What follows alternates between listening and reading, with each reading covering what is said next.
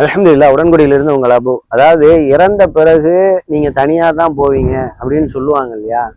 இறந்த பிறகு கண்டிப்பா தனிமை தான். எவ்வளவுதான் செல்வம், எவ்வளவுதான் பெரிய அந்தஸ்து, எவ்வளவு படைபலமோ உறவுகளோ நட்போ இருந்தாலும் ஒருத்தர் மரணிச்ச பிறகு அவர் செய்த நல்லறங்கள் மட்டும்தான் கூட போவோம். அதை இஸ்லாமும் என்ன செய்யுது நமக்கு சொல்லித்தரும். அதே நேரத்துல இறந்த பிறகுதான் நாங்க தனிமையா என்ன செய்வோம் போவோம் அப்படிங்கிறது சில பேருக்கு வாழுகிற பொழுதே அப்படி ஒரு மூமெண்ட்டை என்ன செய்வாங்க அனுபவிப்பாங்க. எப்படின்னா தனிமைப்படுத்தப்படுவோம்.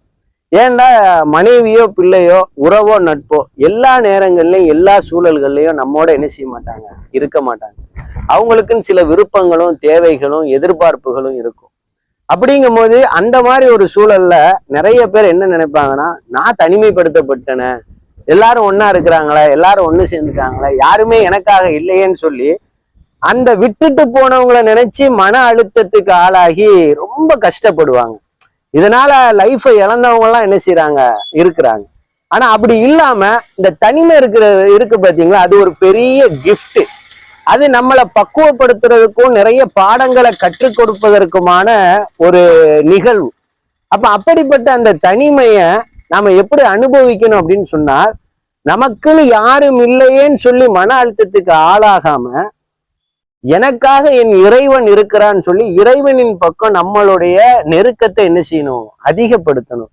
அது மட்டும் இல்லாம கிடைச்ச இந்த தனிமைய ஒரு கிஃப்டா என்ன செய்யுங்க நினைங்க. ஏன்னா இது உங்களுக்கு நிறைய பாடத்தையும் நிறைய பக்குவத்தையும் கண்டிப்பா கற்றுத்தரும். உறவுகள்கிட்ட நட்புகிட்ட அதே நேரத்துல உங்களுடைய விருப்பத்துக்குரியவங்கள்ட்ட இருந்து கிடைக்காத ஒரு மன அமைதி தனிமையில இருந்து நீங்க இறைவனை நினைக்கும் போது கிடைக்கும்.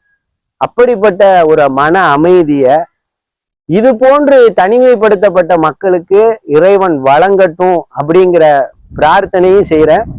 அதே நேரத்துல இந்த மாதிரி ஒரு சூழ்நிலையில கண்டிப்பா ரொம்ப சந்தோஷமா ரிலாக்ஸ்டா இருங்க. இறைவன் நல்லதை நோக்கி பயணிக்கிற நல்ல மக்களா என்னையும் உங்களையும் ஆக்கட்டும்.